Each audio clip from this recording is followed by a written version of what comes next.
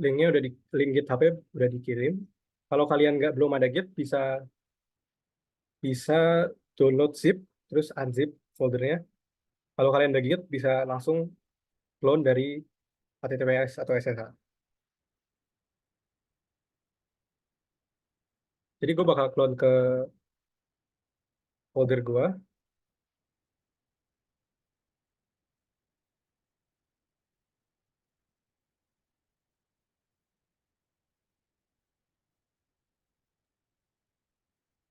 Oke,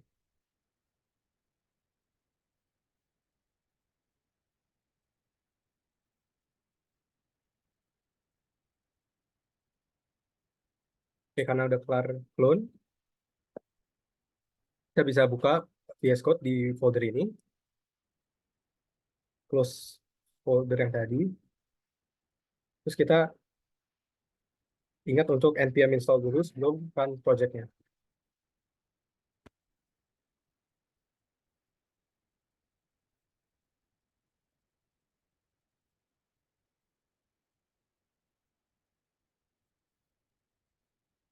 Npm install. Jadi ini pas clone belum ada node modules-nya, dan npm install ini bakal install node modules di dalam folder kalian.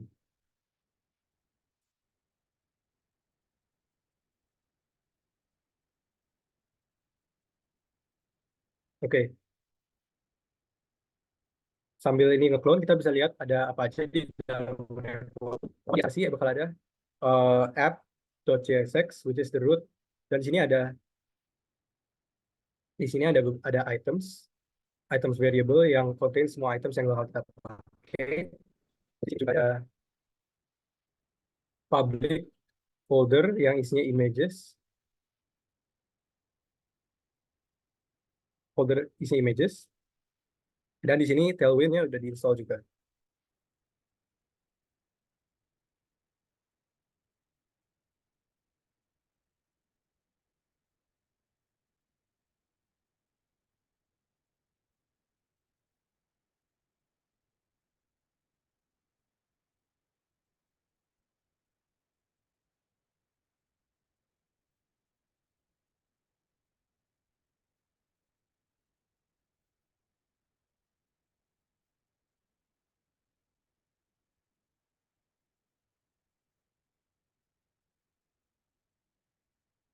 Jadi pertama kita bakal bikin website ini secara static, berarti tanpa tanpa functionality all electronics dan fluids.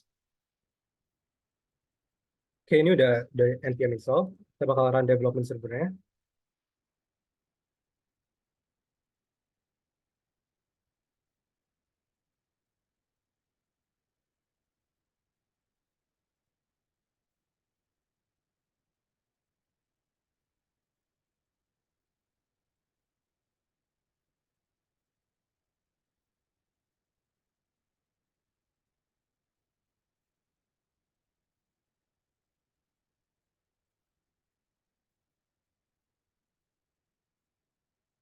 Oke, seperti komponen hierarki di sini yang kita sudah tentukan, kita bakal bikin beberapa komponen sesuai yang sudah kita tentukan. Jadi gue bakal bikin komponen ini dalam folder components, dan gue bakal bikin folder pages buat homepage ini. Oke, jadi untuk membuat komponen di React, kalian namain file sesuai nama komponen yang kalian inginkan. Gue bakal namain navbar, dan file extensionnya JSX.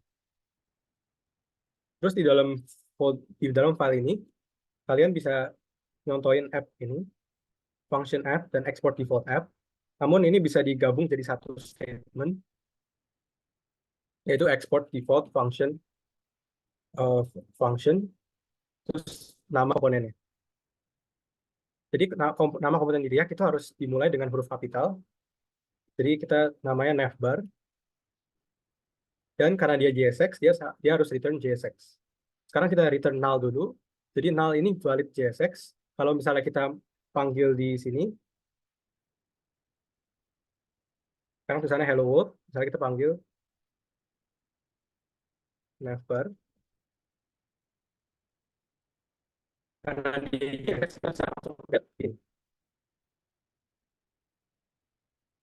Karena dia returnal, dia nggak bakal ngeganti, dia nggak bakal ngenampilin apa-apa di website. Jadi ini placeholder doang. Oke. Selain navbar, bakal ada search bar. Kita namain search bar.csx, navbutton.csx, header header komponen header ini karena cuman header doang dan lumayan simple, kita nggak usah jadiin suatu kayak komponen, kita tulis aja di dalam homepage. Jadi kita bikin product list and product list item.csx.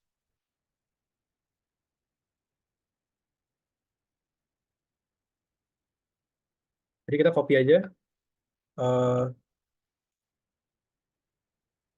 function-functionnya dari sini.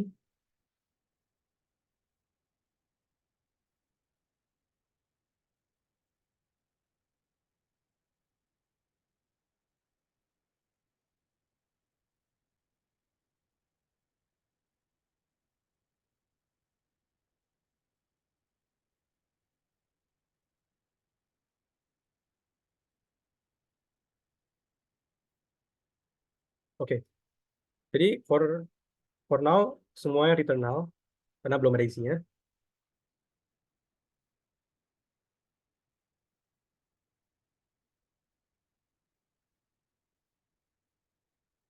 Oke, terus kita bakal susun uh, komponen-komponen ini sesuai hierarki yang sudah kita buat. Jadi di app bakal ada navbar, ini kita delete aja. Terus bakal ada homepage, kita bikin dulu di sini.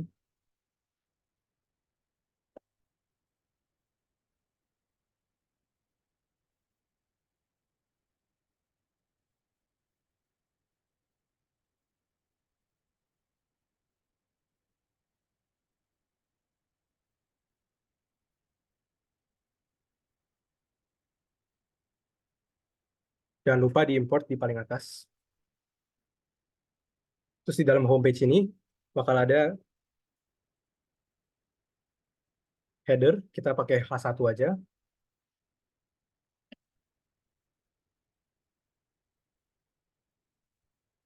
Terus bakal ada product list item, atau product list.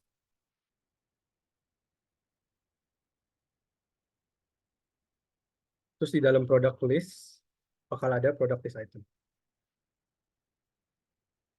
Jadi karena dia list, kita bakal pakai unordered list untuk ngerender ini. Jadi orang baca kodenya bisa tahu, oh ini ngerender unordered list. Terus kita bakal, karena static dulu, kita taruh aja beberapa product list item. Oke. Oke.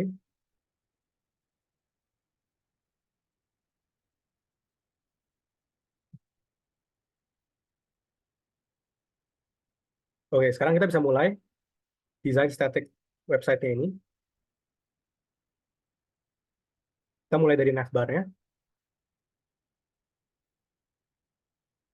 Jadi kita bakal pakai tag nav buat style ini. Terus bakal ada search bar-nya. Bakal ada 3 nav button.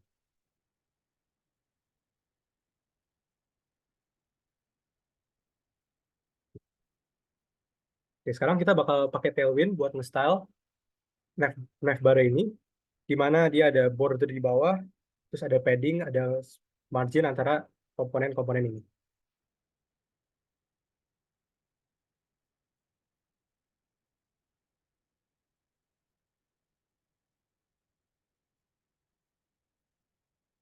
Oke, buat search bar-nya dulu, kita bakal pakai div, terus label sama input. Karena input itu opening tag doang, kalau di HTML, di JSX kita bakal tulis dengan syntax tadi, self-closing tag. Ini type text.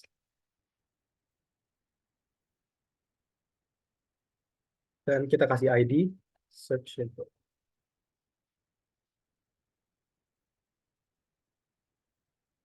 Label itu biasanya dipasangin sama input. Jadi buat ngehubungin label sama inputnya, kita pakai HTML4 dan masukin ID dari inputnya. Seperti yang kalian lihat, sekarang karena kita belum pakai CSS, Tailwind CSS sama sekali, dia hanya basic banget, cuman font biasa, sama bahkan input teksnya nggak ada kotaknya. Jadi di menggunakan Tailwind CSS, style CSS yang ada pada biasanya, yang built-in default di browser, itu dihapus sama Tailwind CSS. Jadi kalian harus masukin Tailwind CSS untuk memberikan style pada elemen-elemen. Jadi kita bisa mulai aja, kayak class name, terus kita kasih border, dan kita warnain bordernya bikin hitam, terus kita kasih rounded edges medium. Immediately kalian bisa lihat kita memberikan style pada ini, namun kita mungkin perlu padding, jadi kita kasih paddingnya in 2. Terus mungkin kasih vertical padding juga 0,5.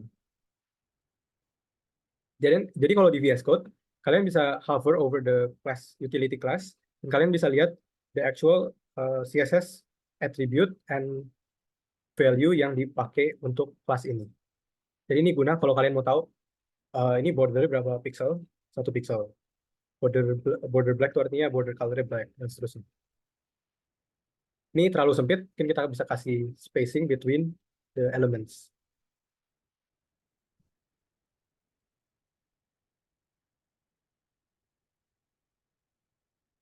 Oke, jadi mungkin ini udah lebih baik. Terus nanti kita mulai ke navbar.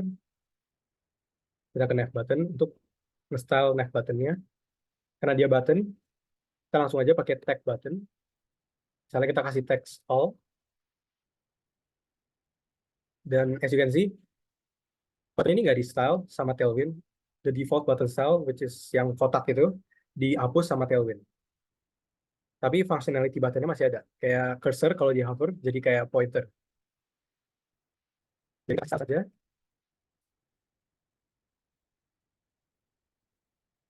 Jadi kita kasih paddingnya.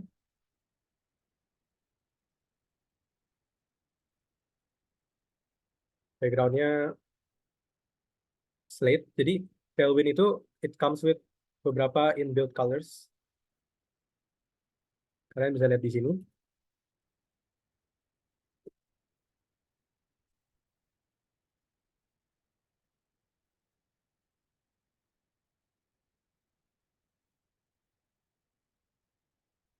Ya, jadi beberapa comes with these colors bisa kalian pakai untuk nge-style komponen-komponen kalian. Kita bakal pakai slate color ini.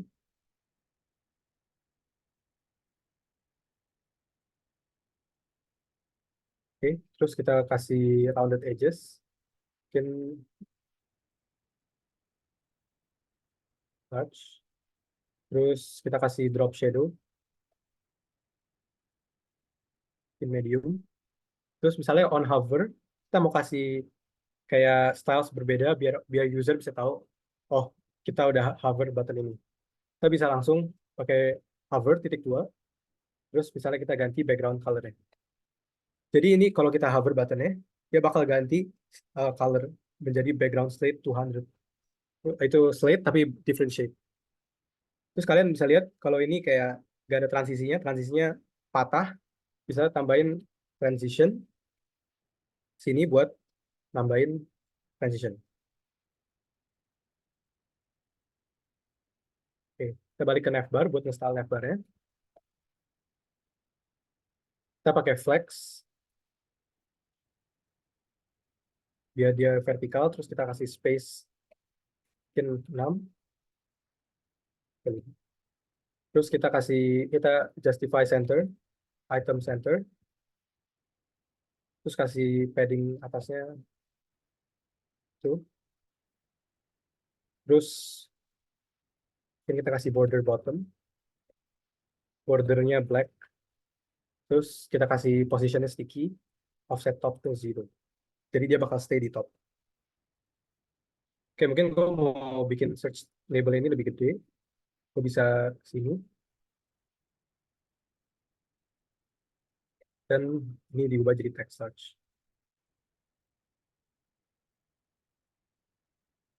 Oke,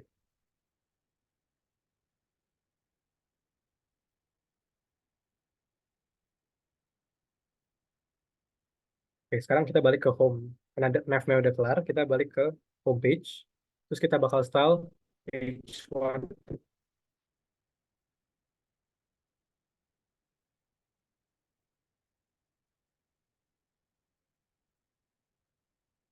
Oke, ini lebih gede.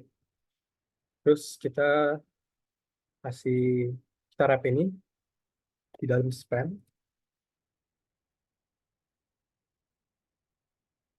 Terus ini kita one liner. Text. Oke. Terus kita kasih horizontal line.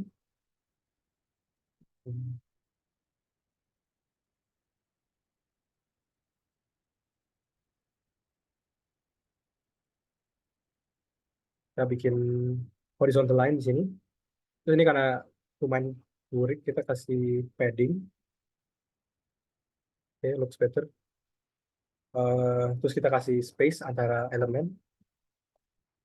Nah, oke, sekarang kita mulai ke product list. Oke, di product list ini bakal list product list item. Kita coba bikin ini dulu. Karena dia list item, kita pakai li aja buat indicate bahwa ini tuh list item. Terus karena kita mau bikin ini clickable nantinya, kita uh, wrap button with list item. Dulu type-nya,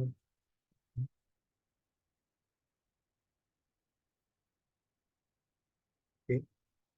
Terus kita mau kasih border. Bordernya tuh, border straight in 600. Kita kasih some random text dulu, biar kelihatan.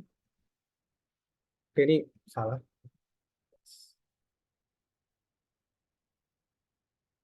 Oke, terus kita kasih padding, kita kasih rounded edges, and then biar kita pisah semua, kita kasih margin 2. Oke, terus kita seperti yang di sini, ya itu horizontal, dan ini pakai flex, kalau masih ingat minggu lalu. Jadi di kita atur flexnya itu di UL di product list. Jadi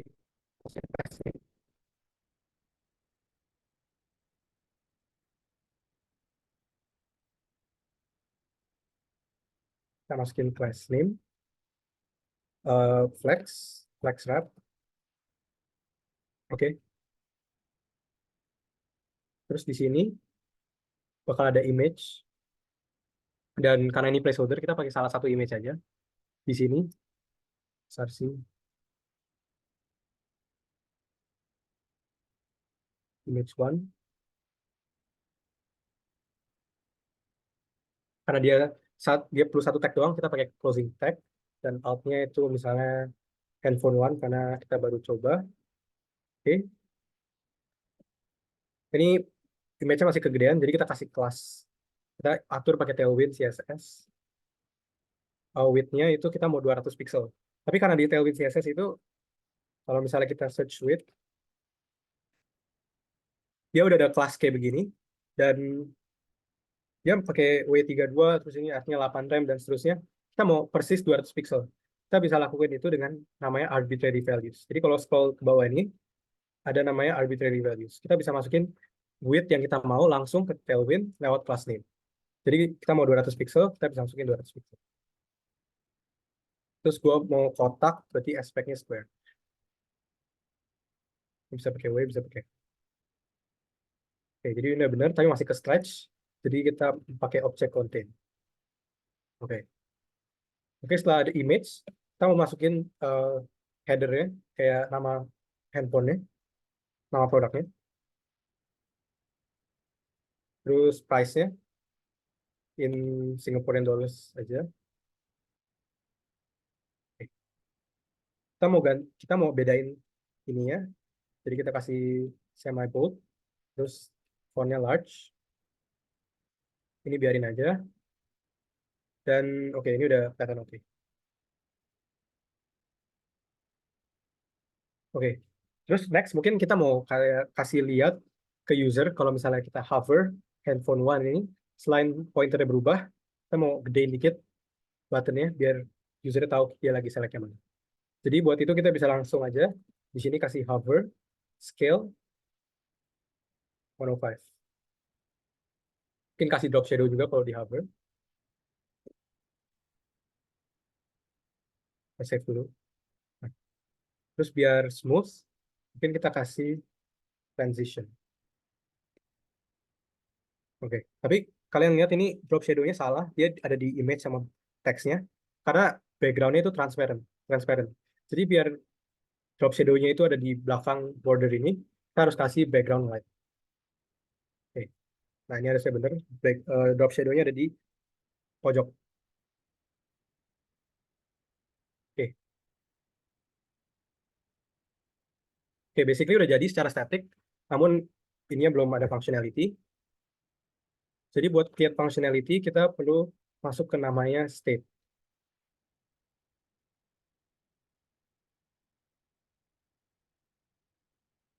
Jadi state itu adalah memory komponen. Jadi komponen ini perlu data apa aja. Jadi pertama perlu daftar produknya, terus juga perlu kategori produknya, sama search bar itu dia perlu text field buat simpen search text-nya. Jadi pertama kategori produk. Kategori produk ini ada di mana? Pertama dia bakal di set sama button-button yang ada di navigation button.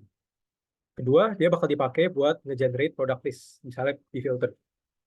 Jadi terus dia bakal juga dipakai di header untuk tampilin showing all products, showing electronic products, or showing clothes products. Terus second, filter text product di search bar, dan daftar produk di product list.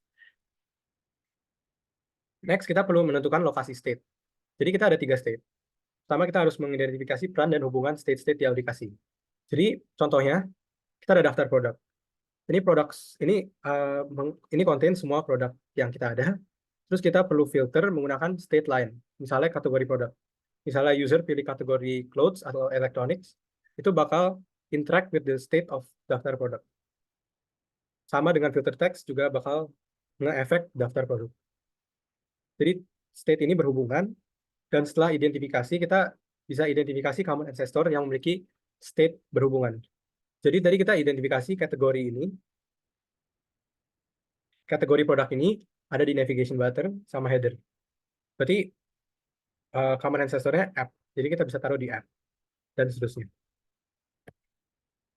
Jadi setelah menentukan state, kita bisa mulai masukin state atau memory komponen ini ke dalam komponen. Jadi gimana kita bisa lakukan ini? Itu menggunakan yang namanya hook di React. Jadi hook ini sebuah kayak utility atau function di React yang memiliki berbagai functionality. Jadi hook yang pertama yang kita akan pakai itu useState. UseState itu fungsinya sebagai memory komponen, dan functionnya ini, contohnya begini, dia akan return 2 variabel. Lebih tepatnya return array, isinya 2 variabel. Pertama itu state-nya, jadi variabel yang kita mau jadiin memory, itu index di contoh ini. Terus dia bakal return state setter function. Jadi menggunakan set index function ini, kita bisa mengubah indeks di komponen. Kenapa kita perlu use state, nggak bisa pakai local variable? Karena React perlu tahu kapan komponennya berubah dan perlu di re-render atau di display. Kalau kita pakai local variable, React nggak bisa tahu kapan komponen akan re-render. Namun menggunakan use state ini, kita bisa pakai set index ini atau set state buat kasih tahu React bahwa komponen ini telah berubah, memiliki state change, dan perlu di re-render. Oke, jadi langsung aja kita ke sini, dan karena kita mau simpennya di app component, kita pindah ke app component, dan kita bisa pakai use state. Jadi pertama kategori produk, gue bakal namain kategori filter, and the function buat set state set kategori filter. Pada umumnya biasanya set state function itu adalah set terus ditambahin nama state-nya. In camel case. By default kategorinya itu all. Terus bakal ada search text. By default itu blank string atau empty string. Terus bakal ada products.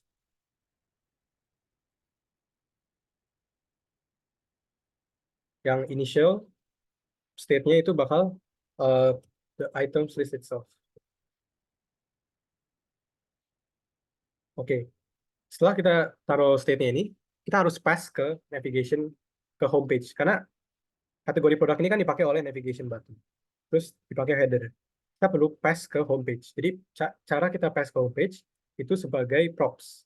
Jadi semua React component itu memiliki argumen karena dia itu bentuknya function kan. Dia memiliki argumen props. Jadi melalui props ini kita bisa pass attributes to the React component from the parent component. Jadi app ini parent component dan dia ada children-nya itu homepage. Jadi untuk pass search text ke homepage atau apapun, kita pass lewat sini. Kita bisa bilang search text sama dengan search text. Jadi ini atributnya, terus value-nya itu di dalam curly braces, artinya ini kita pass sebagai string JavaScript. Kita juga mau pass search state setter function-nya. Terus kita juga mau pass products-nya, ada apa aja. Dan kita mau pass kategori filter juga.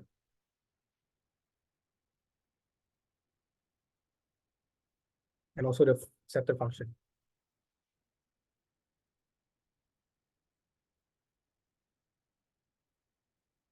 Oke.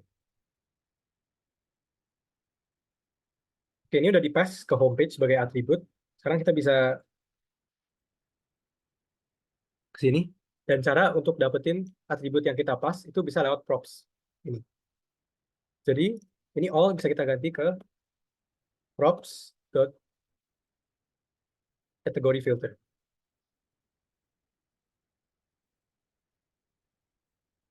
Terus ini tetap sama. Kalau kita tambahin L1. Oke. Jadi ini all ini bukan lagi string all, tapi kita pass dari app.jsx melalui variabel kategori filter.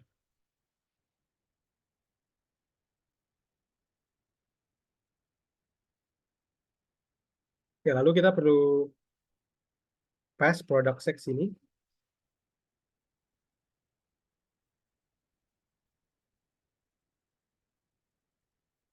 Dan kita perlu pass juga kategori filter. Mungkin kita nggak perlu set kategori filter karena nggak dipakai di homepage, namun dipakai di navbar.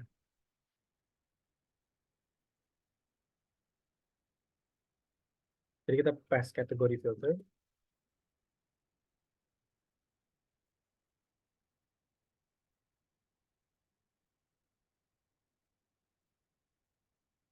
Oke.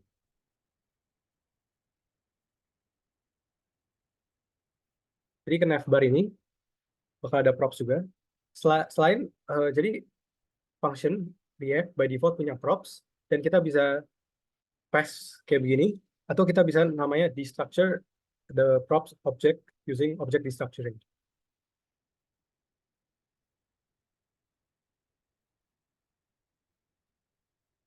Jadi di method docs ini ada penjelasan. Contohnya begini. Jadi misalnya kita ada objek props dalam in this case props dan di dalam objeknya itu ada beberapa atribut yang kita pas. In this case itu ada kategori filter sama set kategori filter. Kita bisa langsung ambil dua variabel itu lewat navbar ini tanpa nulis props. Kita bisa langsung buka kurung kurawal terus tulis kategori filter sama set kategori filter. Dan ini bakal digunain oleh nav button. Jadi kita paste aja,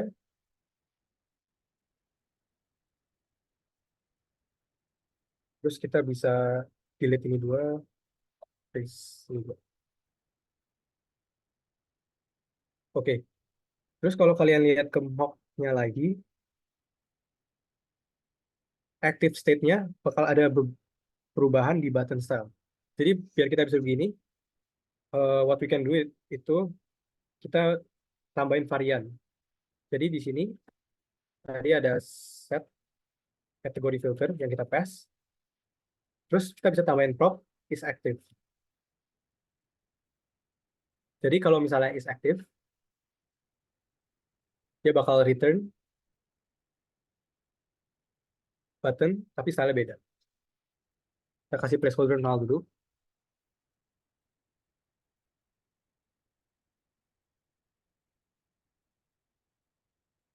Jadi is active itu bakal aktif ketika kategori filter sama dengan all.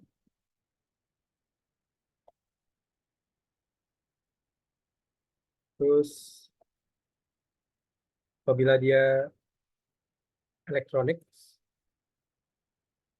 atau dia clothes. Jadi harusnya di sini kalau kita reload,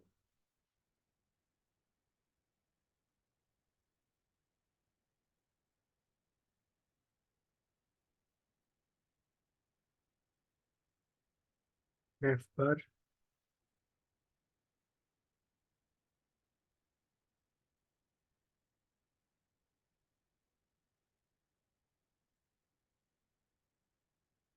kategori filter all,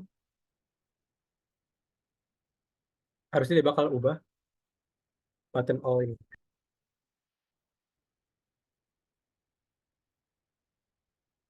Oke, sekarang buttonnya all semua, kita perlu ganti itu. Jadi cara buat ganti itu kita tambahin teks prop di sini, terus kita tambahin teksnya all atau electronics atau clothes, tapi kita bisa juga tambahin prop children.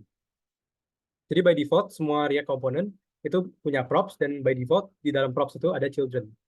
Jadi children itu apa? Misalnya div ini atau misalnya search bar ini, childrennya itu misalnya div ini, childrennya itu ini semua. Jadi antara opening tag sama close tag itu ada children. Jadi kita bisa replace kode jadi kayak gini. Eh,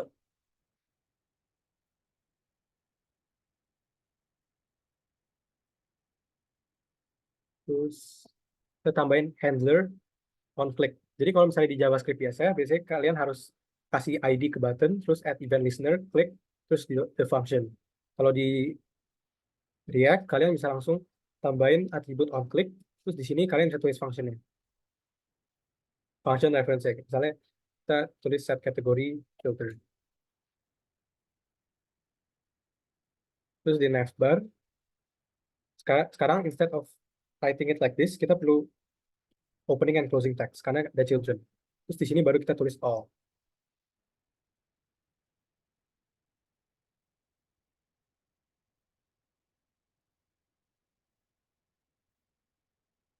Oke, seperti kalian lihat, ini dua ngerender dan ini nggak ngerender karena ini aktif.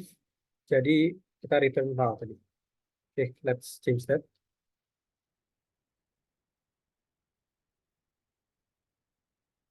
Terus kita bisa kasih biar beda, kasih font bold, semi bold. Terus kasih border 2, mungkin border colornya border slate, example.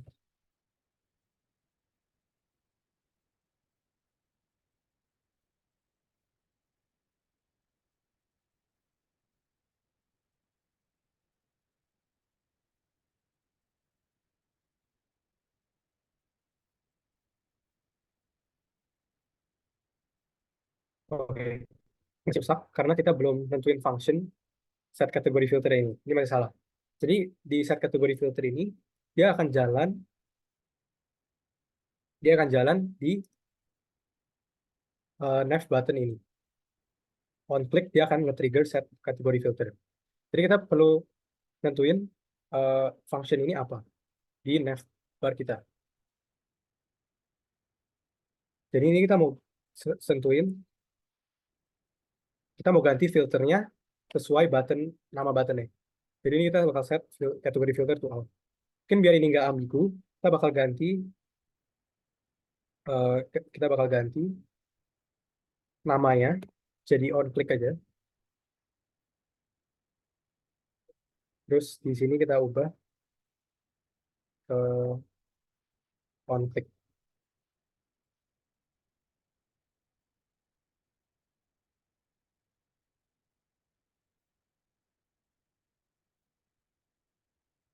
Oke.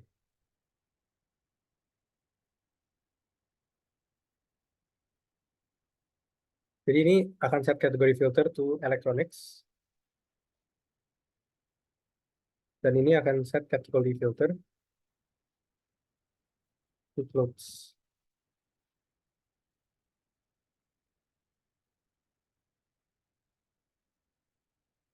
Oke. Jadi seperti yang kita bisa lihat, all ini udah ganti karena homepage kita udah menggunakan kategori filter prop ini. Jadi otomatis kalau kita klik electronics, dia bakal set state yang bakal ganti state di app.jsx.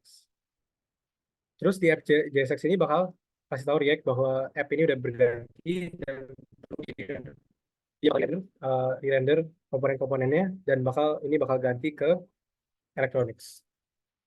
Oke, next kita perlu connect di search input.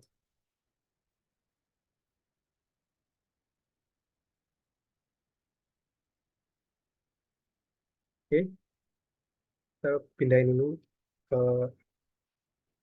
atas karena itu ada di navbar. Terus di navbar kita bisa pass lagi di sini.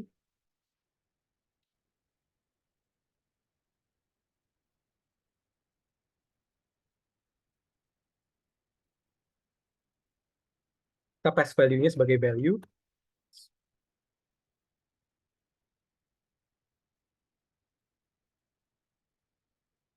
Dan kita pass function on change-nya. Jadi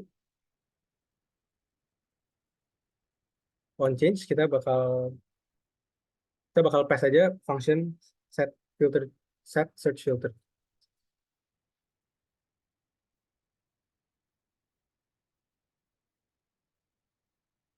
Oke, jadi di search bar ini kita mau nerima dua props yang tadi kita sudah tentukan, text and set search filter. Dan input ini for now it is uncontrolled, artinya kita tulis apapun ini nggak bakal nge-update isi React code kita. Jadi kita bakal connect pakai atribut value.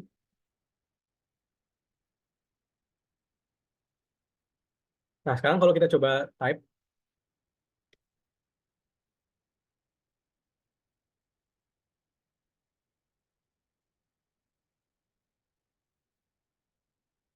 harusnya ke control oleh React.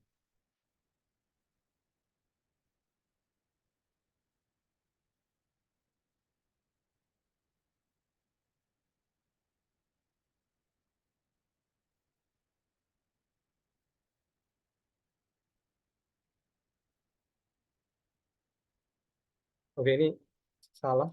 Kita tadi pass as attribute search text. Kita perlu samain namanya search text.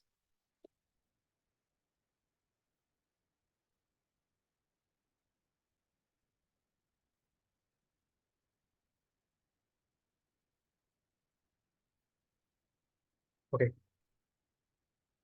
Jadi sekarang kalau kita coba ketik di sini, dia nggak bakal update karena dia ke lock atau ke control oleh React. Jadi teks ini. Dan di sini teksnya masih blank dan kita nggak ganti lewat set state, jadi dia nggak bakal ngubah field ini. Jadi buat mengubah kita perlu tambahin on change handler. On change handler itu bakal nge-pass sebuah event, kita namain i, dan kita mau set value yang kita masukin ke dalam input text ini ke dalam state search text. Jadi kita bakal panggil set search filter. i.target.value. Ini cara ngedapetin value dari input button ini. Jadi misalnya kita save, kita ketik, harusnya ini udah bisa. Oke, sekarang kita udah connect ini semua. Kita hubungin ke product state ini. Jadi kita perlu ngefilter produknya. Jadi kita bikin local variable aja, karena ini nggak bakal di set state. Ini bukan memori, ini variable biasa. Kita namain filter products. Ini kita ambil products dot filter. Kita pass function yang bakal ngefilter produk. Jadi function di dalam filter ini, kalau nge-return true, dia bakal pass through the filter, di return sebagai array baru. Kalau dia false, dia nggak bakal di return di array barunya. Jadi pertama kita filter by kategori. Jadi kita bikin function aja. If category filter to all, return true aja. Otherwise, return category product dot category is category filter. Oke. Sekarang kita bakal replace products prop ini dengan filter products. Oke, misalnya kita klik electronics or clothes.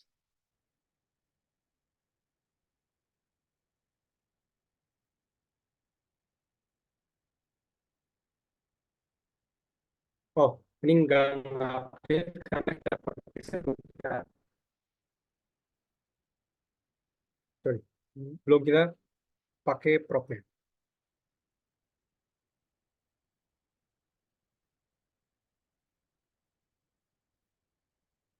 Oke, jadi kita tadi udah pass product list sebagai products. Kita perlu panggil di sini karena products itu array. Kita perlu map setiap elemen products, which is the item itself, ke komponen product list item. Jadi caranya itu di dalam unordered list ini kita masukin JavaScript products.map for each product. Kita mau masukin product list item. Terus karena dia array, kita harus kasih key, yaitu unique identifier buat array, buat the list of product list item. Buat ini kita masukin product name aja. Terus kita bakal pass the product as product.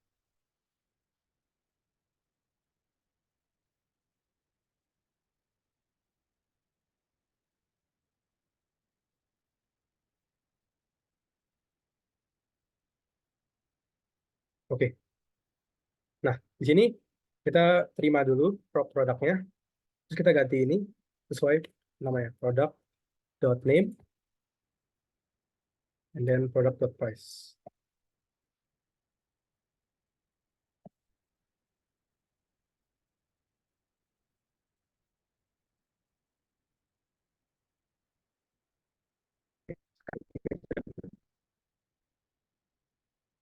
Namun kalau kalian lihat navbar ini masih kayak transparan backgroundnya. Kita ganti dulu.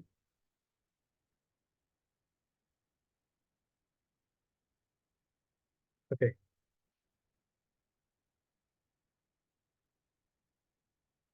Misalnya electronics dia bakal filter. Namun kita belum bisa pakai pakai ini, cara handphone atau sepatu. Dia masih belum filter. Kita tambahin filter dulu di app. Jadi filter products itu pertama kita filter by kategori. Next kita filter lagi. This time kita filter by the search text. Jadi product.name lowercase.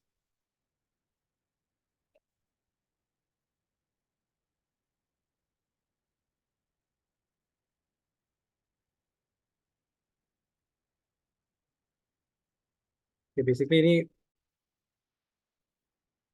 yang product name-nya include search text, ignore case. Jadi misalnya kita tulis sepatu, harusnya keluar. Kita tulis handphone, keluar juga.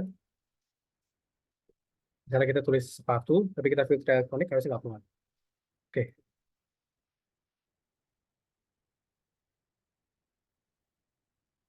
Oke, jadi ini use state and React secara general. Oke, next kita perlu, oke, setelah kita bikin website-nya secara menggunakan useState ini, kita perlu store the data persistently. Jadi kalau kita pakai tadi, itemsnya itu di store di dalam app.jsx. Misalnya kita modify itemsnya, kalau kita refresh itu bakal reset ke const items tadi. Jadi biasanya data dari aplikasi itu di store di suatu backend, di suatu database. Terus kalian bisa interact with this backend melalui suatu application programming interface atau API. Dan jenis API yang paling umum itu biasanya REST atau RESTful API. Jadi kali ini buat nge-mock REST API, biar nggak harus belajar backend dulu, kita bisa pakai package namanya JSON Server buat nge-fake this REST API. Jadi pada umumnya, client, which is your website, bakal nge-request ke server backend buat data.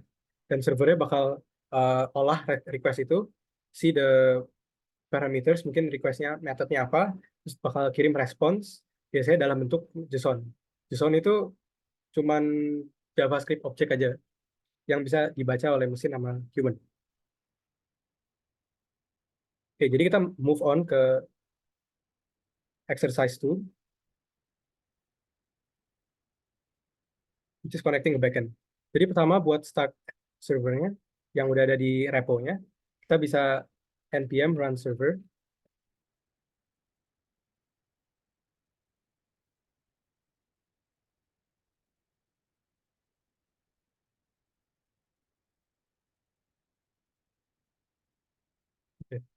Kita perlu npm run server.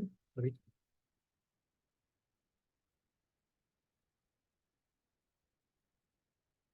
Oke, dia bakal set up the server yang kita perlu panggil di application. Jadi cara kita panggil backend kita di application itu menggunakan yang namanya use effect. Jadi use effect itu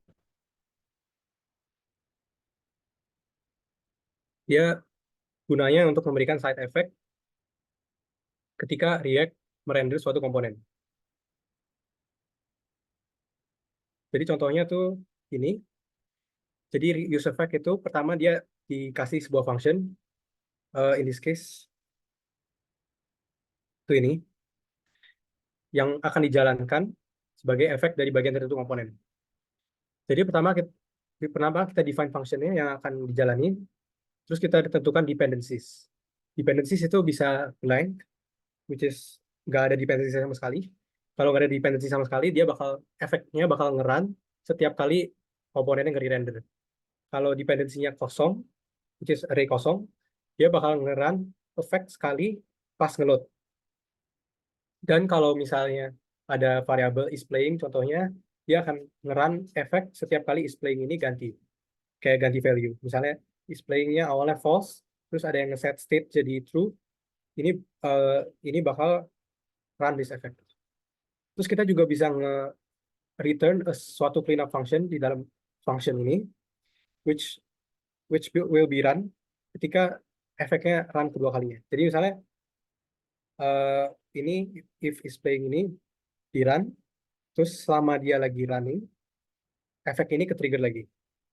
Pertama, cleanup function ini akan run dulu. Biasanya cleanup function ini untuk nge-undo efek sebelumnya, sebelum kita bikin function lagi. Kita run side effect lagi. Ini fungsinya apa? Biar side effect-nya nggak run dua kali.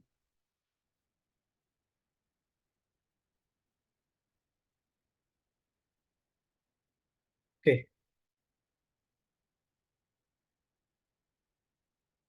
jadi eh,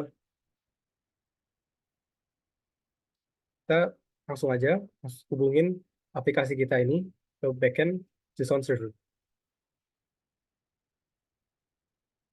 Jadi kita mau panggil backend-nya di app kita di root ini.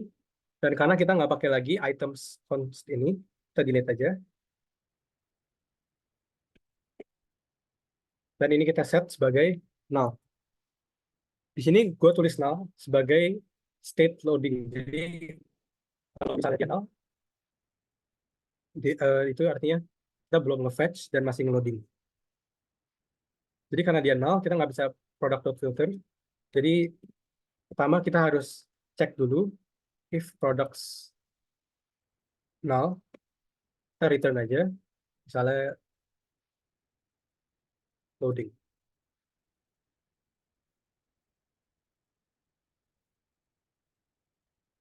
Oke. Terus kita bakal pakai use effect.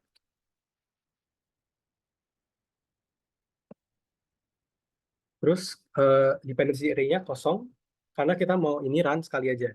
Jadi kalau website yang nge-load pertama kali, kita mau dapetin datanya dari backend. Terus kalau websitenya nge-render, kita nggak perlu dapetin lagi, karena udah ada. Jadi pertama kita bikin bikin variable ignored. Jadi ini fungsinya biar buat nanti, biar kalau efeknya run dua kali, dia nggak bakal ngeset produksinya dua kali. For now, we will ignore this line. Terus kita bakal bikin async function. Jadi kalau kita nge-fetch data dari backend, biasanya kita menggunakan fetch API dari JavaScript.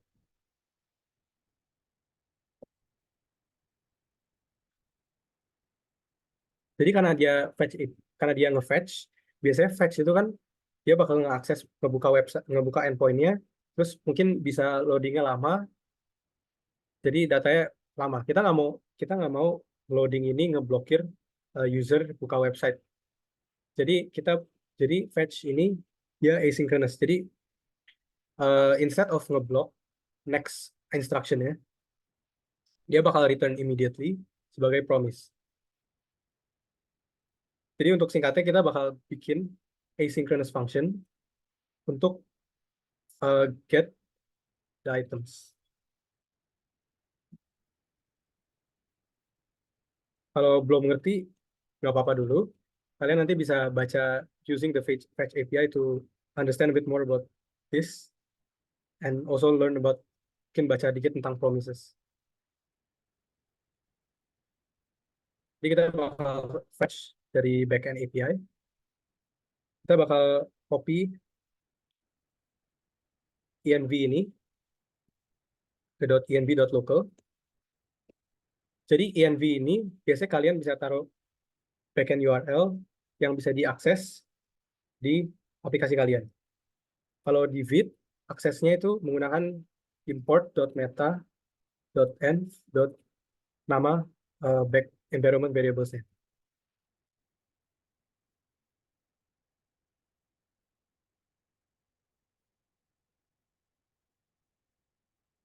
API, dia nama API-nya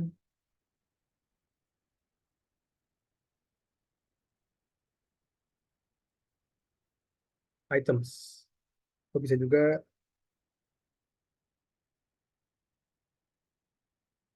ya items. Oke. Jadi ini bakal nge-return response. Terus kita ubah ke JSON format menggunakan await response.json. Terus misalnya kita console log datanya.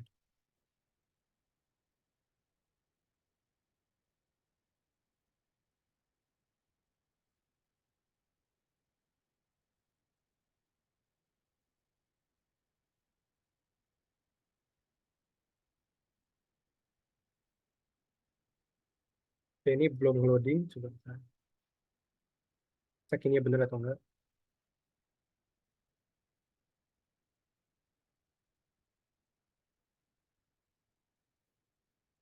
Oh, ini nggak loading karena kita belum panggil get items function ya. Jadi kita panggil.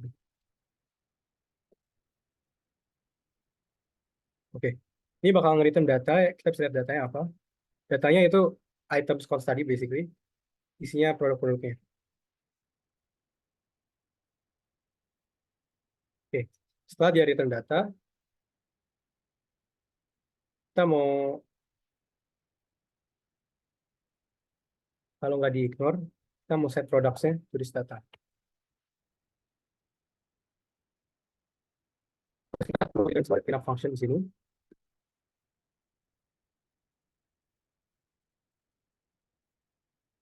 Isinya tuh cuma ignore satu true. Jadi kalau misalnya ini efek run 2 kali, kita cuma bakal dapat datanya sekali. Jadi kita coba refresh. Ini kita cuma dapat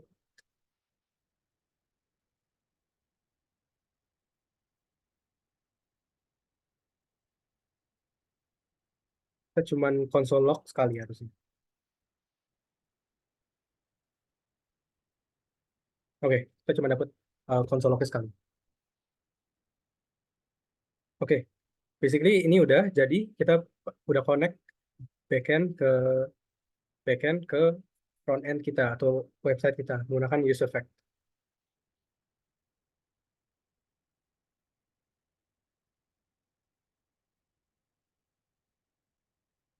Oke, setelah kita connect menggunakan use effect, mungkin exercise ini kita skip dulu karena waktunya kurang. Kita bakal masuk ke konteks. Jadi konteks itu apa? Konteks itu suatu feature di React untuk memberikan data ke komponen tanpa props. Jadi sekarang kita contohnya tadi kita ada app, terus kita perlu pass the category filter state ke homepage. Kita perlu kasih props, attribute, category filter, sama dengan perung perawal category filter. Terus di dalam homepage komponen kita ambil props-nya dari parent komponen, kategori filter. Jadi seperti yang dilihat di gambar ini, pada umumnya kita lift the state up. Jadi misalnya ada dua komponen yang share state, kita lift up to the common ancestor, parent, terus kita pass as props, prop drilling. Prop drilling itu istilah di mana kita pass prop jauh ke dalam. Jadi misalnya kita ada app, homepage, terus ada komponen misalnya product list, terus product. Jadi kita perlu pass product listnya dari sini, ke sini, ke sini, ke sini. Jadi itu lumayan, lumayan dalam. Dan ini bisa banyak yang di pass. Jadi mungkin bisa clutter the props yang kita pass ke komponen. Jadi alternatifnya itu kita bikin konteks. Jadi menggunakan konteks, kita nggak usah pass props, nggak usah set attribute. What we do itu kita define suatu konteks, terus di komponen yang membutuhkan, tinggal menggunakan hook di React namanya use context, which will automatically ambil the nearest context. Jadi stepnya one, kita create the context di komponen paling atas biasanya. Terus step kedua, di komponen yang menggunakan konteks itu, menggunakan variabel itu, kita panggil hook use context. Oke, jadi kita akan pakai use context ini buat bikin page new product. Sebenarnya use context ini opsional, nggak harus dipakai, tapi biar kalian tahu aja,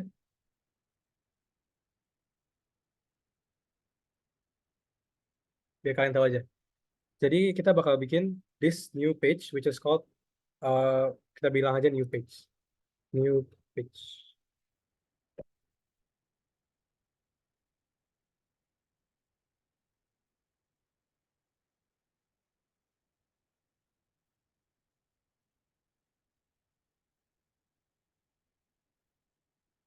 Terus dia bakal return section,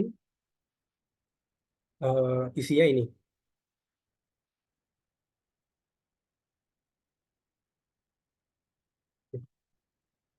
Ini basically form, isinya ada name, price, sama kategori.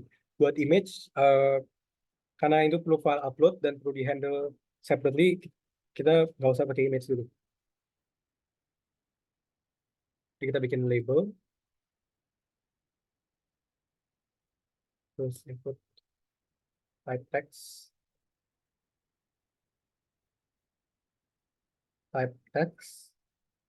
class name-nya kita bisa bikin border, ex2, border black, rounded, MD.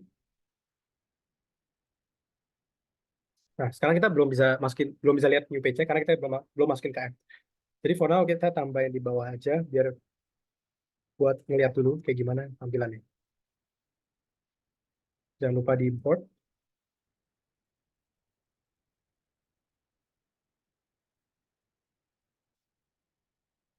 Oke,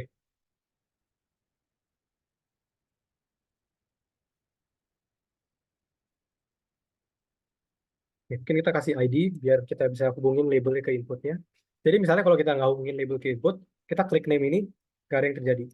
Kita harus klik ini buat ngefokus ke inputnya. Tapi kalau misalnya kita pakai ID buat ngehubungin,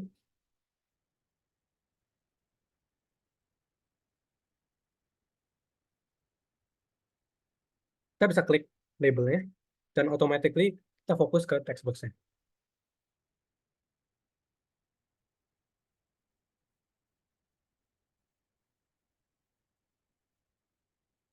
Mungkin gue bakal wrap ini di div.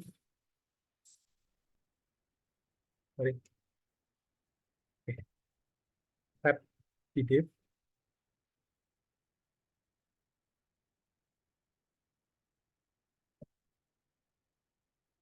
Oke,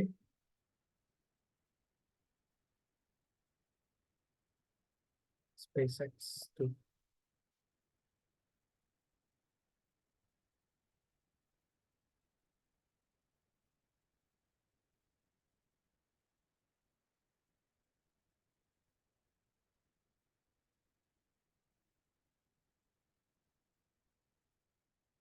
Terus kita copy paste aja,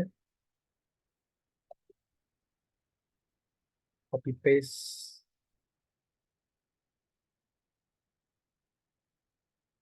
Terus kita ganti ini.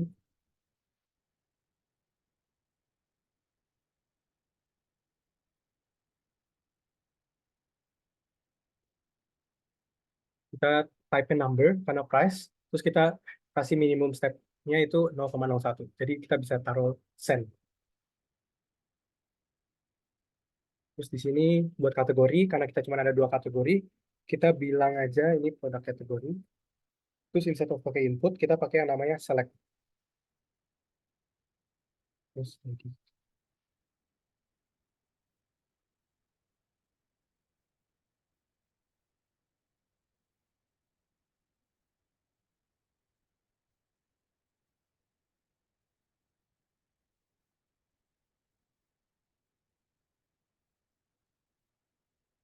Oke, jadi value kosong ini basically artinya ini nggak ada value-nya, tapi labelnya itu select a category. Terus disable artinya kita nggak boleh pilih label ini. Jadi by default, select ini kan ya,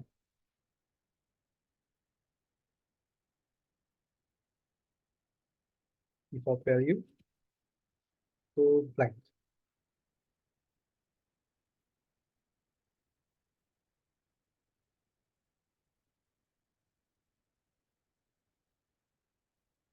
Oke, terus kita kasih style dikit ke kategori ini, last name.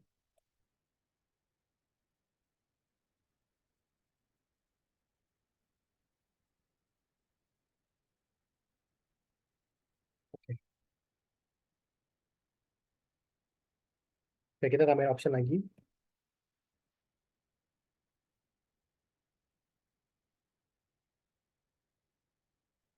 Terus kita ganti electronics ini jadi clothes. Oke, jadi sekarang udah ada dua kategori. Saya dari sini ada electronics sama clothes.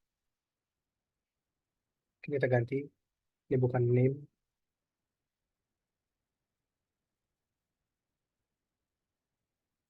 Oke, terus karena kita nggak mau masukin di homepage, obviously, kita bakal bikin, kita bakal perlu ganti switch this. Jadi kita perlu switch ini homepage sama new page. Jadi caranya gitu, biasanya kita pakai router, tapi karena ini kita basic saja, kita bakal pakai konteks aja buat nge-define page-nya, terus kita bisa ganti page-nya itu di dalam komponen apapun pakai use context. Jadi buat ini kita bakal bikin a new component namanya providers.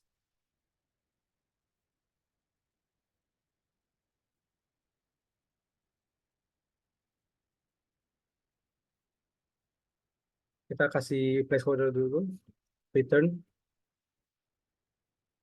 No. Terus kita bakal create context. Pertama itu page context. Kita sebut page context. Kalau kita create context pakai function create context. Isinya null aja. Terus kita bikin konteks lagi buat setting the page. Jadi eh, komponen apapun bisa call, bisa ganti page melalui page setter context. Dan komponen apapun bisa dapetin current page user di page context. Terus habis kita bikin dua function ini, kita bisa define konteksnya di dalam providers function, providers via component. Jadi initial page-nya itu bakal home, kita sebut home. Kita bakal simpen page-nya di suatu state. Namun kita paste state-nya itu tanpa prop, tapi pakai konteks.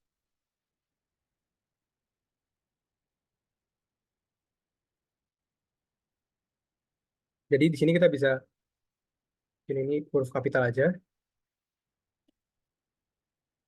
Oke, jadi di sini kita pertama masukin page context.provider. Jadi provider itu komponen yang nge-provide value ke komponen ke children. Jadi provider itu ada value attribute yang isinya itu default value-nya. Jadi value yang akan dipass ke komponen-komponen children-nya itu adalah page. Terus kita juga bakal pakai page setter context.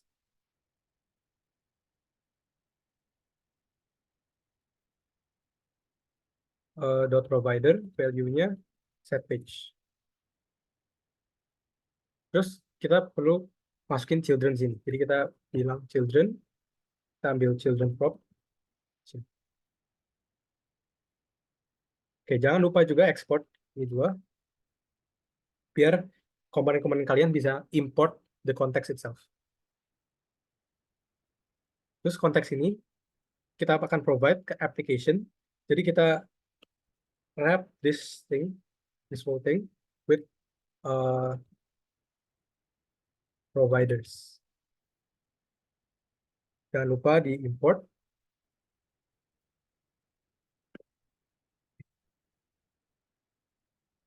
Oke, jadi buat ngetes, kita coba misalnya homepage. Kita pakai kita pakai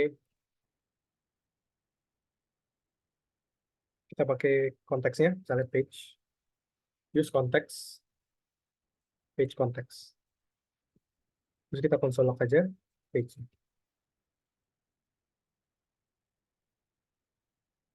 Oke, nah ini bakal tulis ada tulisan home. Berarti artinya udah jalan ya, konteksnya. Oke, instead of taruh providers di app ini, kita actually taruh di main aja, karena kita perlu perlu call konteksnya di atas.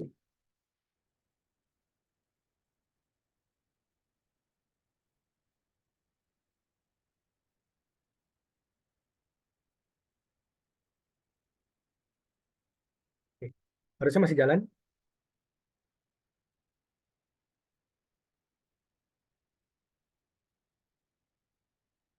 Kita save dulu. Oke, home masih ngeload, berarti jalan. Oke, kita perlu menggunakan page ini untuk nentuin kita mau display home page atau new page. Jadi kita di sini kita perlu use this page context.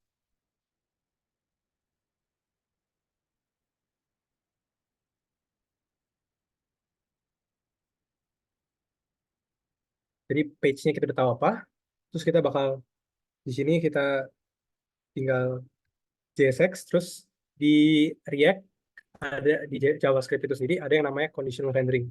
Jadi misalnya gue contohin di console log sini, misalnya gue ada value A sama dengan true. Terus gue ada B sama dengan string test. Kalau misalnya gue mau nge-lock test string if only A is false, if only A is true, kita bisa pakai conditional statement. Jadi string ini tuh statement ini basically saying console log A and B. Kalau kita run ini dia bakal render B, dia bakal nge-log test karena A itu true. Tapi misalnya kita misalnya uh, const A is false, terus kita run lagi, dia cuma bakal console log false. Kenapa? Karena di JavaScript and most other languages, kalau misalnya ada and statement, dia artinya dia perlu dua-duanya untuk true, untuk misalnya A and B, kalau both is true, statementnya itu true. Jadi misalnya we have const C equals true and true. C itu true. Tapi misalnya kalau kita ada true and false, itu C bakal false. Jadi in most languages, kalau misalnya A-nya ini udah false, dia nggak bakal ke B. Dia bakal langsung immediately return false. This is the same thing here. Jadi kita bakal bilang, kalau page-nya sama dengan home, gue mau render home page. Sekarang masih ada new page. Tapi kalau page-nya new,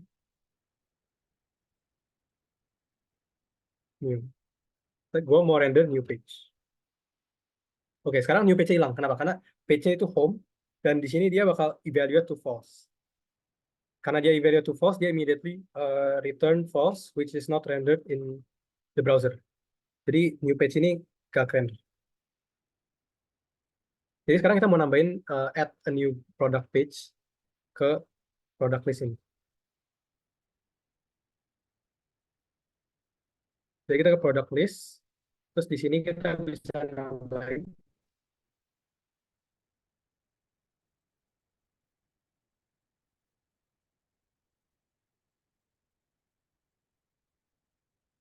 button, mungkin type-nya button, kita kasih sedikit styles,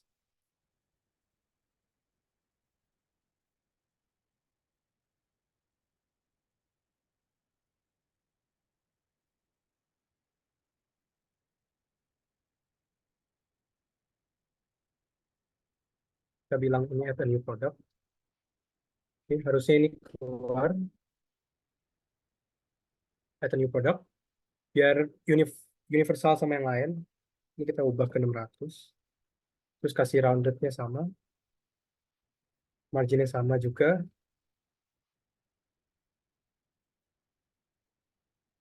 Oh, dia ada di bawah. Terus kita kasih font-nya bold. Kita kasih font-nya large aja. Oke.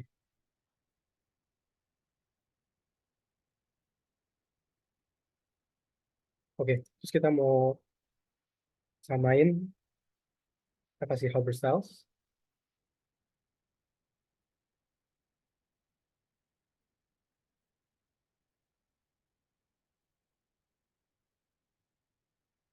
Oke. Ini aktif. Maksudnya, jadi kalau diklik kita pindah ke new page. Jadi kita perlu add on click handler. Kita bisa define function handle tag di sini. Kalian juga bisa taruh langsung functionnya di sini, misalnya begini, terus isi apapun. Ini choice kalian sesuai style kesukaan masing-masing. Jadi kita perlu ganti page-nya. Buat ganti page kita pakai set page yang ada di konteks page setter konteks. Jadi kita bakal panggil konteksnya pakai use context. Terus kita mau panggil page setter konteks.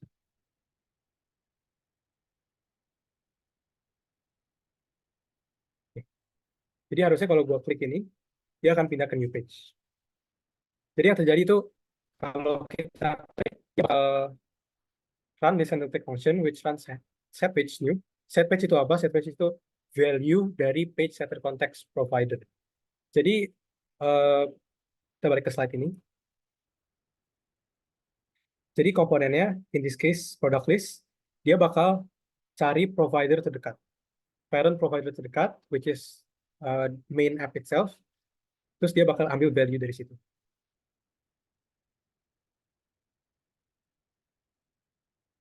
Kita di mana?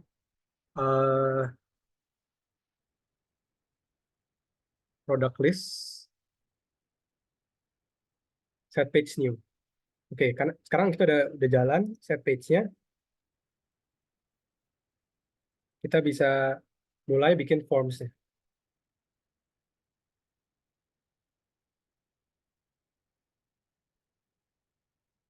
Oke, jadi forms itu kita perlu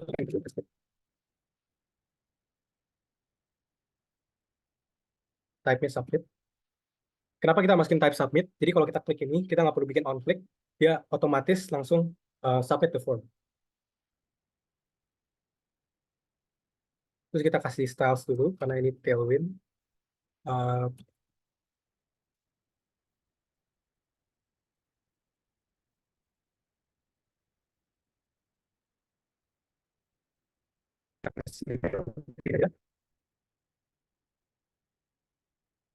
Oke, text yang white. Terus rounded large. Mungkin yang ya. Oke, that's better. Terus kalau bisa di hover, gue mau kasih drop shadow MD. Terus gue mau kasih background-nya biar lebih terang. Oke, terus kita kasih transition. Oke, buttonnya udah oke. Sekarang kita perlu, kalau kita klik submit ini, dia bakal nge-refresh, terus page-nya bakal balik ke home page. Kita nggak mau itu, jadi kita bikin handler sendiri.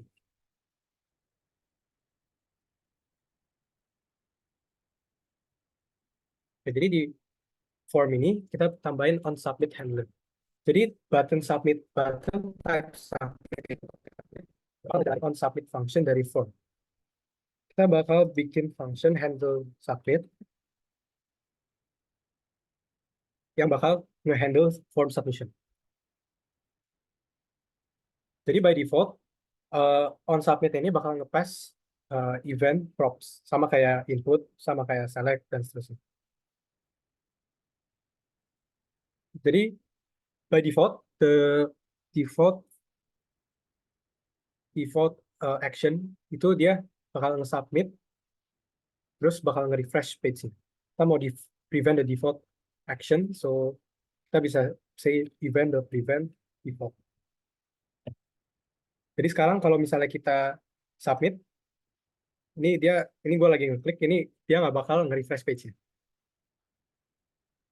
Oke, next kita bakal control all these input functions.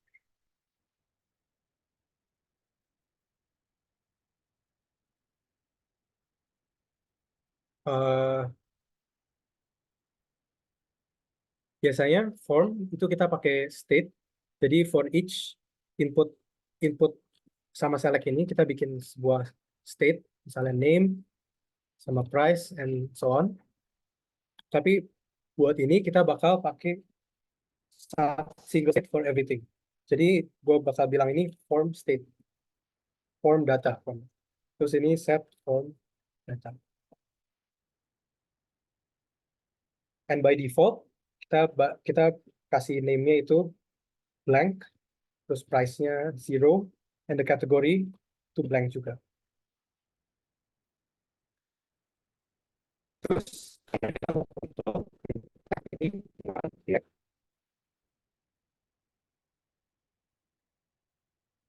Sorry agak connect. Kita pass the value as form data dot name.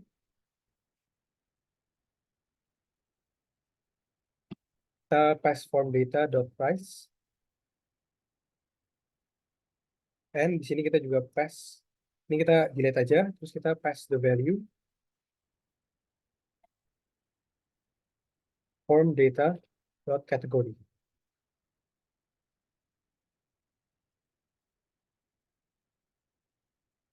Nah, di sini di konsol udah ada warning, kita perlu pasangin value sama on change. Jadi setiap value ada on change. Karena kalau kayak gini kita nggak bisa ganti kayak tadi. Oke, jadi on change ini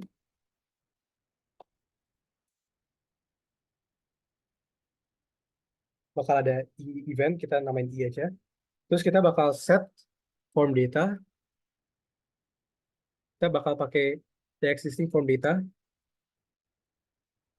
and kita replace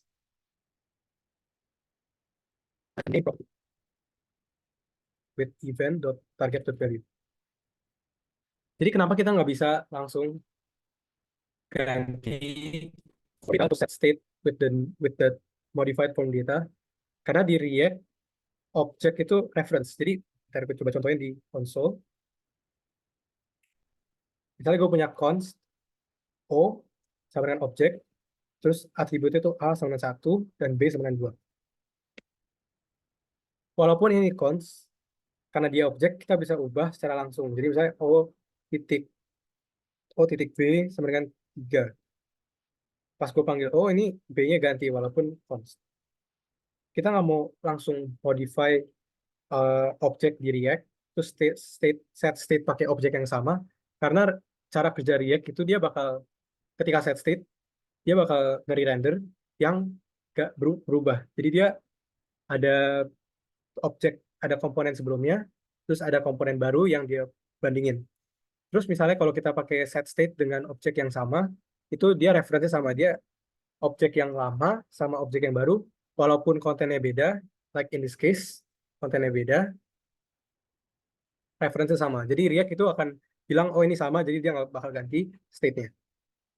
Jadi untuk itu kita perlu bikin new object, misalnya new object, dan kita pakai destructuring assignment tadi, buat destructure O, baru kita ganti B-nya 4. Jadi O-nya ini nggak ganti, tetap B3, tapi new object-nya itu B-nya 4. Kalau kita bikin new object ini bakal new reference, jadi React bakal detect the difference and re-render the component correctly. Oke, jadi itu kenapa kita pakai destructuring assignment di sini. Oke, jadi kalian bisa on change, taruh di setiap ini, di setiap cell, di setiap input sama select. Tapi gue mau ngajarin cara buat nge-consolidate all the different state uh, state manipulation yang bisa terjadi untuk suatu state. Jadi logika untuk state itu bisa dijadiin satu dalam sebuah React feature yang namanya reducer.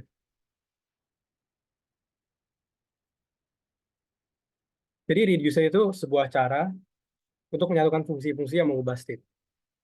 Jadi kita bisa sebut fungsi-fungsi yang mengubah state ini sebagai action. Jadi misalnya tadi kan form datanya ada name, price, sama kategori. Misalnya satu action itu change name, satu lagi change kategori, satu lagi reset the whole thing. Kita bisa itu jadi separate actions. Terus how do we identify the action? Kita identify dengan yang namanya type. Jadi actionnya kita bisa namain type change name. Biasanya type ini conventionnya kita kasih nama dengan apa yang terjadi. Misalnya kita ganti namanya, change name, kita bilang change underscore name. Terus konten dari actionnya, misalnya kita ganti nama. Kita mau masukin nama yang baru. Nama yang baru itu bisa kita taruh di property payload action. Sebenarnya nggak harus namanya action.type sama action.payload. Ini hanya convention yang umum dipakai. Oke, jadi langsung aja kita bikin reducer di komponen yang sama aja karena cuma dipakai di sini. Jadi reducer itu adalah sebuah function. Kita bilang form data reducer which accepts two arguments. Pertama itu form itu the state. Jadi ini state sekarang. Jadi form data reducer itu kan suatu fungsi yang ngegabungin fungsi-fungsi lain, state logic. Jadi jadi itu dia bisa dibilang sebagai replacement untuk set state function yang di return oleh useState. Jadi dia perlu state sebelumnya, kita pas di state, kita taruh di parameter state ini, dan actionnya kita taruh di sini. Terus biasanya karena ada beberapa macam action, instead of if else kita bisa pakai switch case. Kita switch pakai action.type, terus case-nya kita bakal ada 4 action. Pertama itu change name,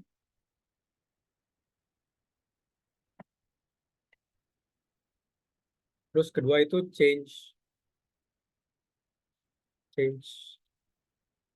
price,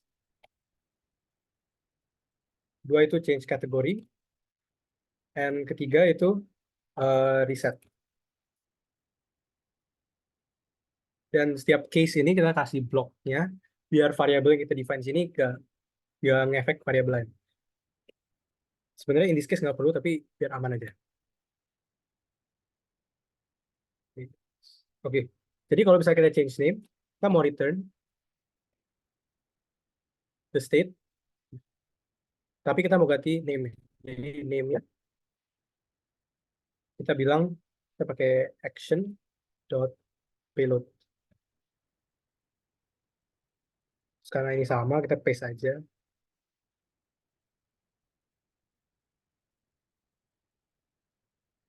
Terus kita ganti name ini price, sama kita bisa paste ganti price ini dengan kategori. Terus buat reset, karena kita nggak nggak peduli state sebelumnya, kita langsung aja return name itu kosong, price itu 0, dan kategori itu blank.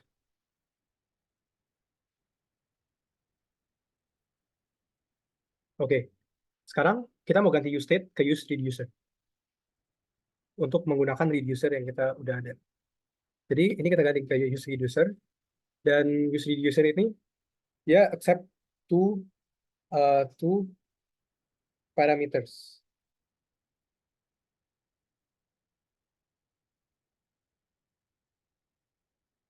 Jadi pertama itu uh, kita bisa lihat React Dev buat consult sebagai documentation. Jadi mirip kayak state, dia bakal return state and dispatch, dan dia ambil reducer and initial arguments. Jadi di sini kita pass saja langsung reducernya, form data reducer, and the initial state is the same. Kita juga mau ganti ini ke dispatch. Oke, jadi kalau dispatch itu kita ganti ini. Kita ganti ini ke dispatch, actionnya ini kurung awal ini action. Jadi type-nya kalau name kita mau ganti change name, dan payload-nya itu event.target.value. Oke, harusnya ini tetap jalan. Misalnya kita ketik name-nya handphone HP6, bisa. Kalau ini belum bisa karena kita belum control.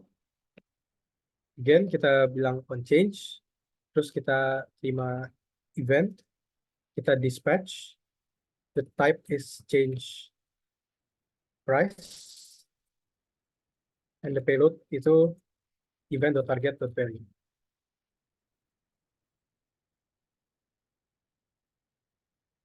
Oke, kita copy paste aja.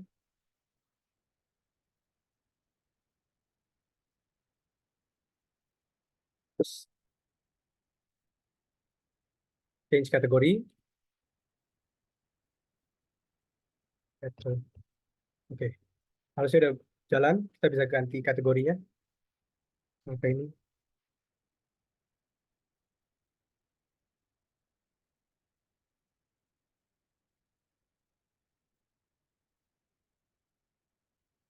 Oke, ini ada yang salah di sini.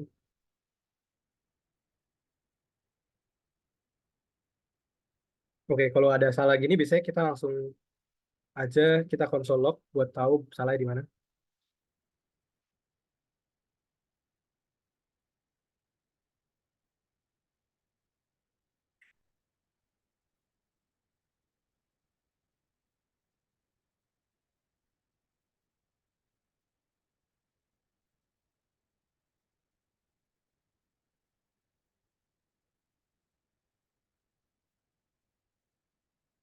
Oh, jadi di sini harusnya kita payload tetap payload. Terus ini harus bisa diganti.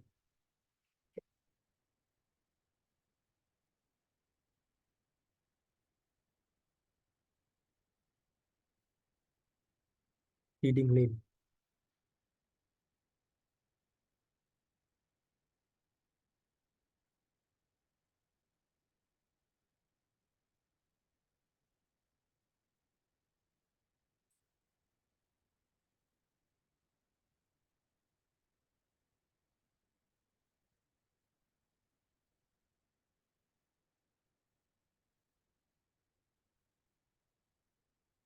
Oke, ini juga salah tadi.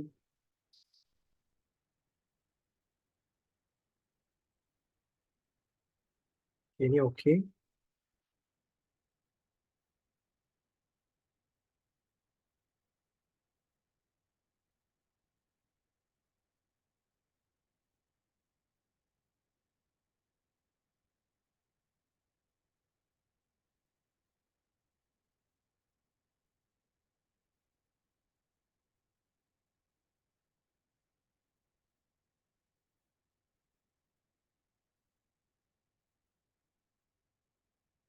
Kita konsol log biar tahu errornya di mana.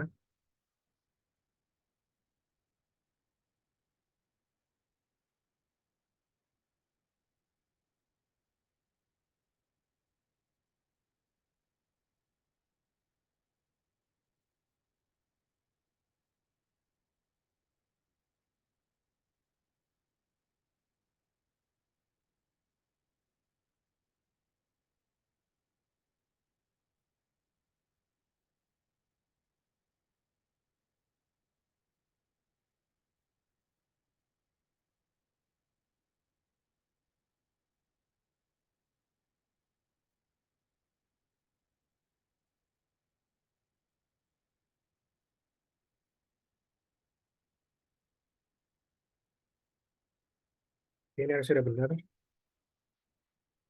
Cuman dispatch salah. Oh. Ini makanya kenapa kita perlu default switches. Kalau misalnya salah, kita masukin salah type, kita bisa kita bisa tahu errornya apa.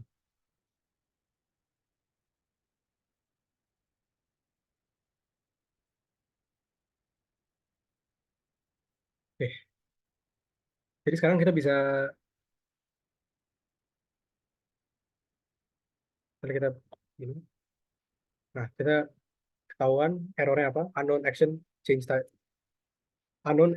type change price. Jadi ini harusnya change price. Oke, kalau itu masalahnya berarti harusnya ini jalan oke. Kita copy paste ke bawah sini. Terus instead of change price kita change.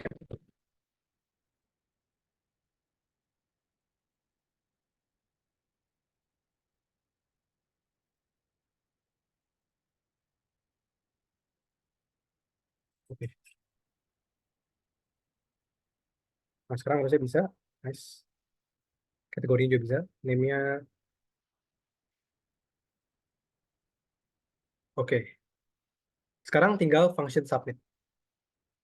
At the moment nggak ngapa-ngapain. What we can do itu kita bisa, pertama kita perlu submit the data itself ke local state kita. Terus kita juga perlu update server. Jadi kita bakal update server dulu. Terus nanti server bakal return data yang disimpan oleh server. Terus data yang disimpan oleh server itu kita bakal simpan locally. Pertama kita bikin async function ini karena kita perlu, uh, kita perlu pakai fetch, which is await, perlu async. Terus kita juga mau bikin state baru, which is loading. Jadi misalnya orang lagi submit dan mungkin internetnya lemot, jadi submitnya lama, fetch-nya lama, kita mau pakai is loading state buat nge-disable submit buttonnya biar nggak submit 2 kali.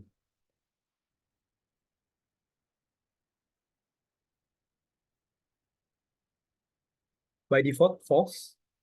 Kalau ini mulai, kita mau set is loading to true.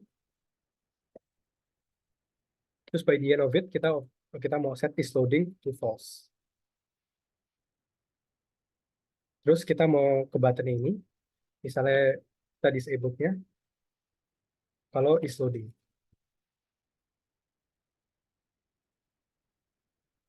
Di antara ini, kita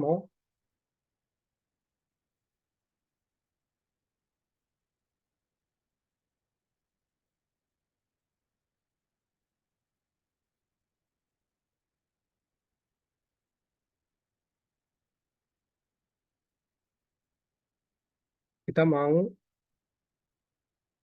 kita mau fetch. Lagi-lagi kita pakai environment variable import. Kalau di feed itu dia importnya pakai import.meta.env .feed backend URL.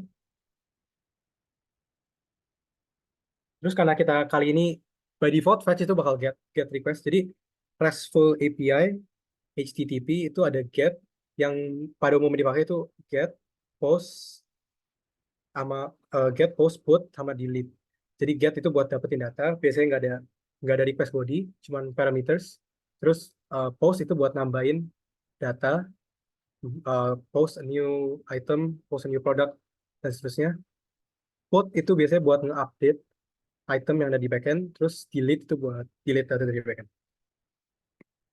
Jadi kita bakal specify the method, just post, terus kita specify headersnya, content type-nya itu JSON. Jadi ini kita mau ngasih, kita basically di request kita ngasih tahu, oh kita mau nge-post, terus kita mau, terus content type yang kita send, request body-nya itu JSON.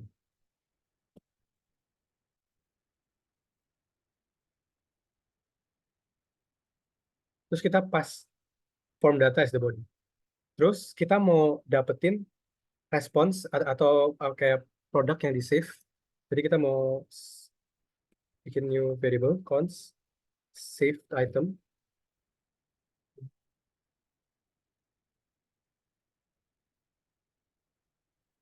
Oke, terus kita perlu set the new, kita perlu tambahin produk ini ke list of products di atas.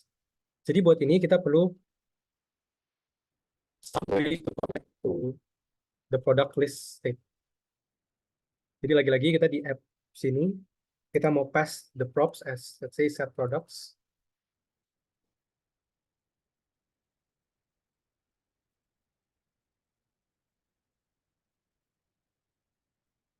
Terus di new page, kita mau tambahin, kita bakal receive to do props.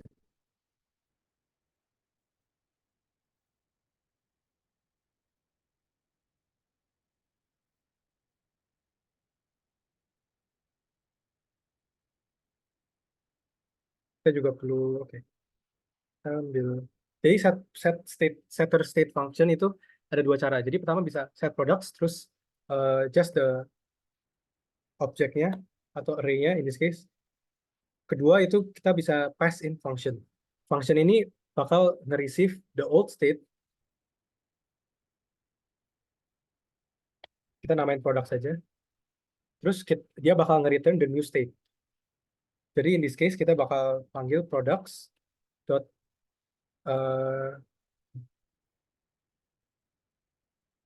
oke, kita ada 2 cara. Kita bisa pakai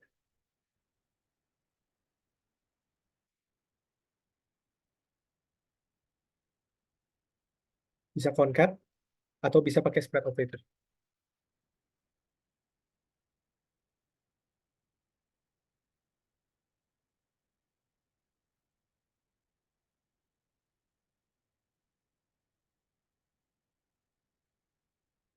Terus kita kasih alert aja ke usernya biar tahu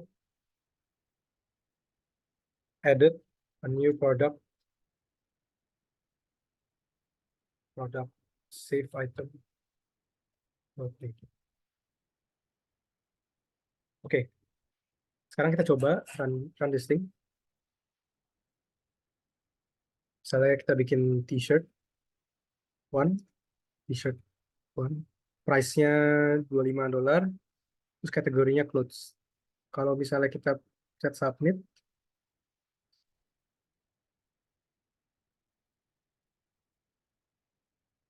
oke, dia post request-nya gagal karena error. Oke, kalau kita lihat di sini, errornya itu objek-objek is not valid JSON. Jadi kita bilang kita mau send JSON ke backend. Terus kita udah pas objeknya ke sini. Tapi kenapa tulisannya objek-objek? Karena dia pass sebagai string. Jadi coba gue contohin.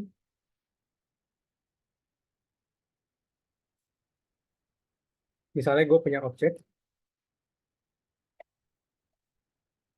Misalnya gue console log objek.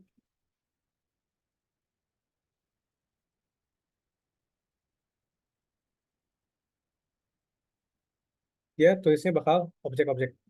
Jadi biar kita bisa send sebagai JSON-nya itu, kita perlu yang namanya JSON.stringify.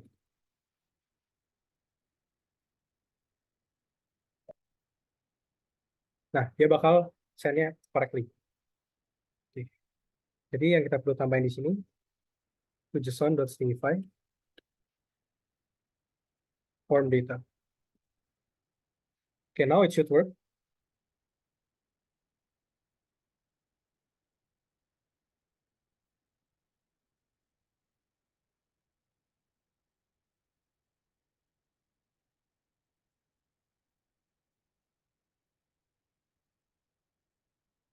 Oke, mungkin gua refresh page-nya dulu.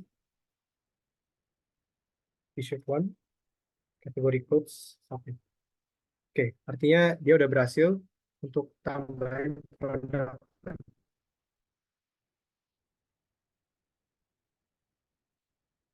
Oke, terus mungkin setelah kita tambahin ini, mungkin kita mau balikin customer atau user ke homepage. Jadi kita perlu reset formnya dulu.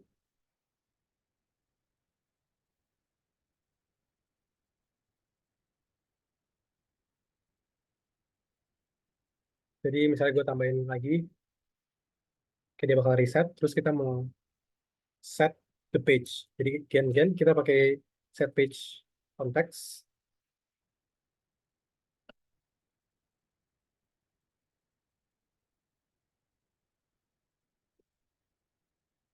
Oke, now kalau kita tambahin HP 10, price-nya segitu, electronics. Nah, dia bakal return kita ke sini, yang bakal ada t-shirt 1, t-shirt 2, dan HP 10. Kalau elektronik bakal difilter sesuai.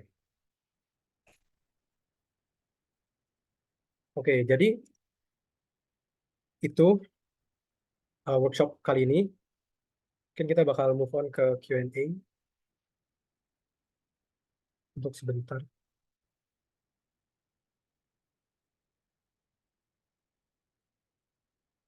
Oke, pertama, apa bedanya app JSX sama main JSX?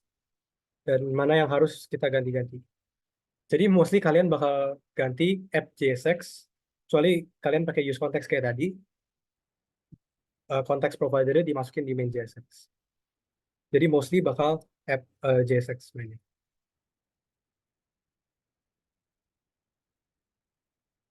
Oke, ini udah di. Oke, bedanya on click sama on change. Jadi kalau misalnya di JavaScript, on click itu caranya misalnya button dot add event listener, terus dalam kurung quote click, jadi terus functionnya. Jadi kalau di JavaScript, setiap kali kita klik button dengan ID tertentu, dia akan ngejalanin function di add event listener itu. Nah, kalau di React, kita bisa masukin function itu di on click. Jadi misalnya kita tambahin di sini tadi ada nav button on click. Jadi on click dia bakal ngejalanin function ini. Ini di JavaScript namanya lambda function. Ini sama aja kayak function yang argumentsnya nggak ada, parametersnya kosong, yang return this, yang run this function. Terus kalau on change itu contohnya di text box. Jadi kalau on click itu kan setiap kali kita klik. Tapi kalau on change itu setiap kali ada perubahan di state di text box. Misalnya text box kita ketik huruf H, dia bakal trigger on change karena text boxnya berubah. Jadi setiap kali kita ketik ini, dia bakal nge-trigger on change event handler.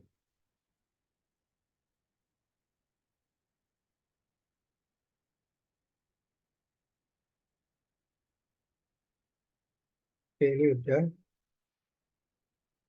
Oke, apa fungsinya await?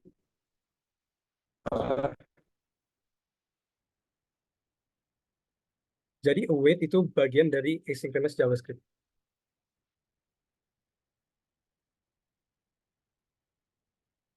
Jadi seperti yang dijelasin tadi, kalau nge-fetch data dari backend, itu biasanya ada latency atau kayak semacam loading. Jadi kita nggak mau ngeblok websitenya selama itu loading. Jadi asynchronous itu kayak kita kita run fetching in the background, terus kita lanjutin ke websitenya. Jadi kalau kita nggak asynchronous, itu kita bakal ngeblokir websitenya selama loading fetch.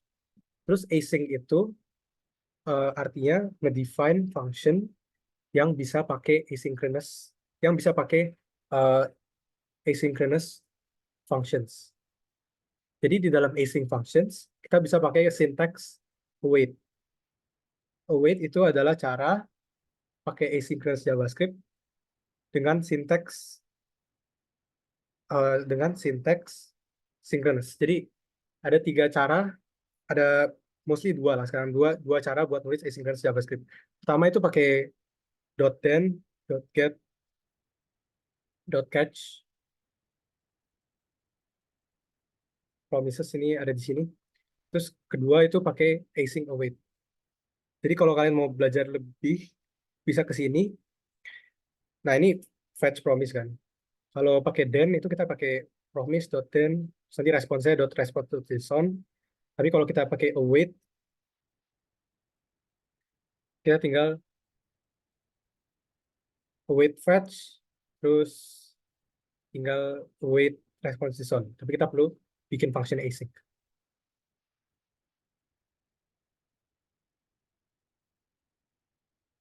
Oke, mungkin kalau udah nggak ada pertanyaan lagi, ini udah lewat jam 11, gue kembaliin ke Brino.